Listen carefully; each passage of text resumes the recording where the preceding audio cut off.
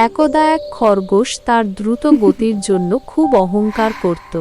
সে একটি ধীরগতির কচ্ছপকে দেখে হাসাহাসি করছিল।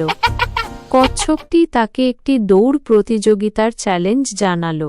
খরগোশটি হেসে রাজি হয়ে গেল। দৌড় শুরু হওয়ার পর খরগোশটি খুব দ্রুত অনেক দূরে চলে গেল। সে ভাবল, কচ্ছপ তো অনেক পেছনে, আমি কিছুক্ষণ এই গাছের নিচে বিশ্রাম নিই। বিশ্রাম নিতে নিতে খরগোশটি গভীর ঘুমে তলিয়ে গেল। এদিকে কচ্ছপটি এক মুহূর্ত না থেমে ধীরে ধীরে এগিয়ে যেতে লাগল। যখন খরগোশের ঘুম ভাঙল, সে দেখল কচ্ছপটি ফিনিশ লাইনের খুব কাছে পৌঁছে গেছে। সে দ্রুত দৌড়াতে শুরু করল, কিন্তু কচ্ছপকে ধরতে পারল না।